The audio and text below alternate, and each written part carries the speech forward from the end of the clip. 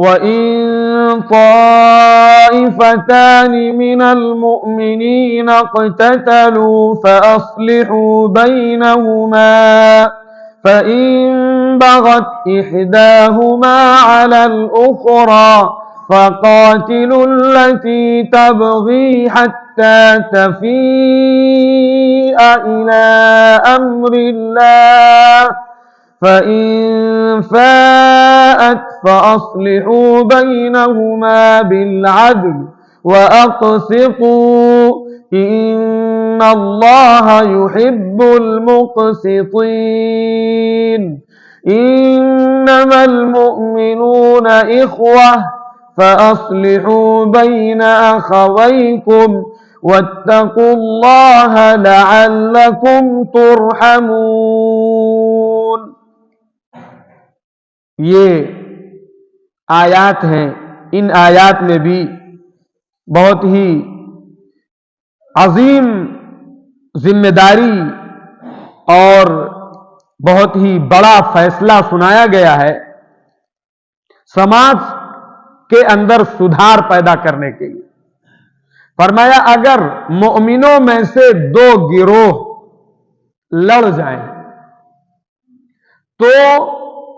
تم ان دونوں کے درمیان صلح کرو، اصلاح کرو، درستگی پیدا کرو، اور اگر ان دونوں میں سے ایک دوسرے پر زیادتی کرتا ہے تو تم اس سے لڑو جو زیادتی کرنے والا ہے، یہاں تک کہ وہ اللہ کے حکم کی طرف پلٹ آئے۔ اگر وہ پلٹ آتا ہے تو تم ان کے درمیان عدل کے ساتھ اور انصاف کے ساتھ صلح کراؤ، بلا شبہ اللہ تعالی انصاف کرنے والوں کو پسند فرماتا ہے۔ بلا شبہ اہل ایمان بھائی بھائی ہیں، پس اپنے بھائیوں کے درمیان صلح اور اصلاح کرو اور اللہ کا تقوی اختیار کرو، شاید کہ تم پر رحم کیا جائے۔ یہ قرآن مقدس میں اب اگر دو گروہ مومنین کے اہل ایمان کے لڑ جاتے ہیں تو پھر مسلمان کی، ذمہ داران کی اور جو اثر و رسوخ رکھنے والے ہیں ان لوگوں کی یہ ذمہ داری نہیں ہے کہ وہ ان کو ان کے حال پر چھوڑ دیں۔ قرآن کا یہ حکم ہے کہ آپ کو خدا نے اثر و رسوخ دیا ہے، آپ کو خدا نے معاشرے میں کچھ وزن دیا ہے، کچھ حیثیت دی ہے، تو آپ کی یہ ذمہ داری ہے کہ آپ ان دونوں کے میٹر کو سمجھ کر انصاف کے ساتھ اس کو درست کرنے کی اور دونوں کے دلوں کو اور دونوں کو جوڑنے کی فکر کریں۔ حال یہ ہے ہم لوگوں کے یہاں کہ ٹھیک ہے، ایک اگر کوئی آدمی بہت زیادہ اپنے آپ کو ذمہ دار سمجھتا ہے تو وہ جا کے کچھ بات کر لیتا ہے، کہہ دیتا ہے، صرف اتنا کافی نہیں، اتنا کافی نہیں۔ قرآن یہ کہتا ہے کہ ذمہ داروں کی یہ ذمہ داری ہے کہ وہ ان دونوں کے ساتھ بیٹھیں،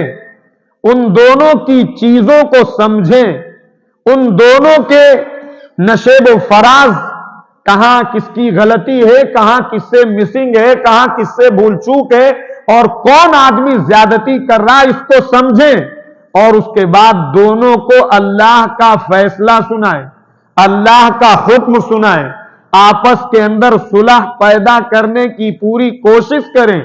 اور پھر آگے کہتا ہے کہ صلح سمجھانے کے بعد،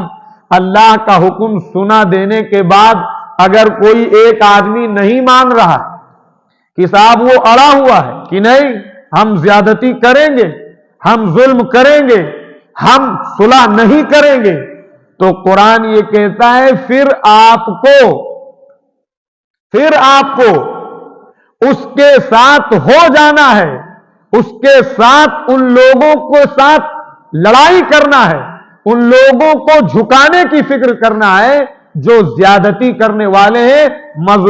مظلوم کے ساتھ آپ کو کھڑا ہونا ہے اور ظالم کو جب تک کہ وہ اللہ کے حکم اور اللہ کے فیصلے کی طرف پلٹ کر نہ آ جائے تب تک کہ آپ کو اس سے قتال کرنا ہے، لڑنا ہے، یہ قرآن کہہ رہا ہے۔ اور اس میں پھر آدمی برادری نہ دیکھے، برادری نہ دیکھے۔ اگر اسے قرآن پر یقین ہے، قرآن پر ایمان ہے، اللہ اور اس کے رسول کی بات کو ماننے والا ہے، تو اس کی ذمہ داری ہے پھر نہ وہ برادری دیکھے، نہ اپنی قوم دیکھے، نہ اپنا قبیلہ دیکھے، نہ اپنا جتھا دیکھے، نہ اپنا کوئی دنیاوی مقصد دیکھے، نہ اپنی کوئی دنیاوی غرض دیکھے، بلکہ اس کو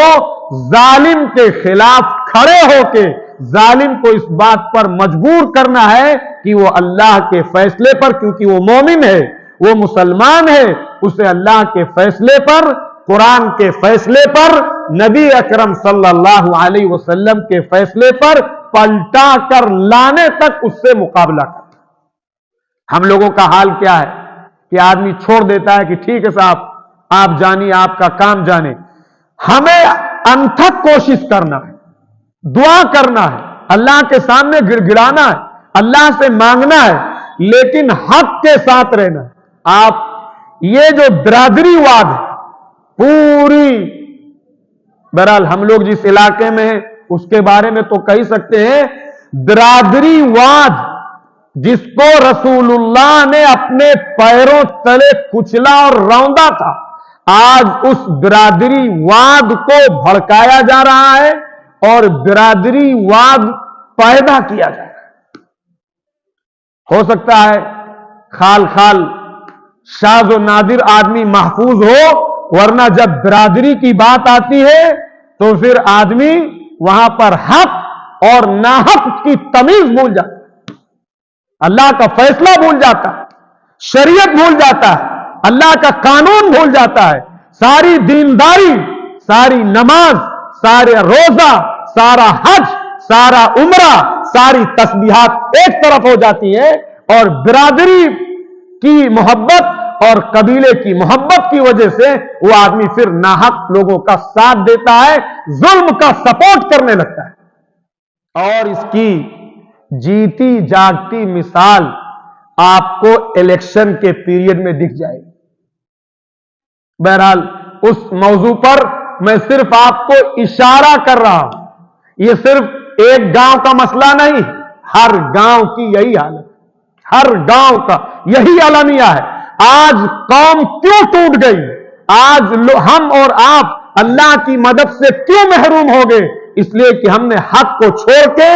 اللہ اور اس کے رسول کے قانون اور شریعت کو چھوڑ کے ہم برادری واد میں لگ گئے، جبکہ قرآن کہتا ہے جب دو لوگ لڑے پھر آپ حق والوں کے ساتھ میں رہیے، اور جو لوگ ظالم ہیں، جو ظلم کرنے والے ہیں، جو صلح پر راضی نہیں ہے، جو اللہ اور اس کے رسول کے حکم کو ماننے اور اس کے سامنے سر جھکانے کے لیے تیار نہیں ہے، آپ کو اس کے خلاف کھڑا ہونا چاہیے۔ یہاں تک کہ قرآن نے کہا کونوا قوامین بالقسط شہداء للہ علی انفسکم او الوالدین والاقربین، اگر آپ کے ابا بھی ہیں اور آپ کے رشتہ دار ہیں اور مسئلہ حق کا ہے تو آپ کی ذمہ داری ہے کہ حق کی گواہی کے لیے آپ کھڑے ہوئیے۔ پھر باپ کا احترام، باپ کی عزت، باپ کی خدمت، باپ کی شفقت اور باپ کے ساتھ اچھا سلوک سب سر آنکھوں پر ہے، لیکن ناحق اس کا ساتھ نہیں دیا جائے۔ آپ ذرا غور کیجئے گا اس پہلو پر، تو ہم انتہائی دور جا چکے ہیں، انتہائی دور جا چکے ہیں۔ بہرحال آگے قرآن مقدس کی جو آیات ہیں، اس لیے کہ ہمیں تھوڑے ہی وقت میں بتایا ہے کہ سورت پوری کرنا ہے، اس لیے میں زیادہ ڈیٹیل میں نہ جا کے مختصراً آیات پڑھ رہا ہوں، ان کا ترجمہ کر رہا ہوں، اور اس کے بعد پھر جو اس کا ایک پیغام ہو سکتا ہے وہ آپ تک پہنچانے کی کوشش کر رہا ہوں۔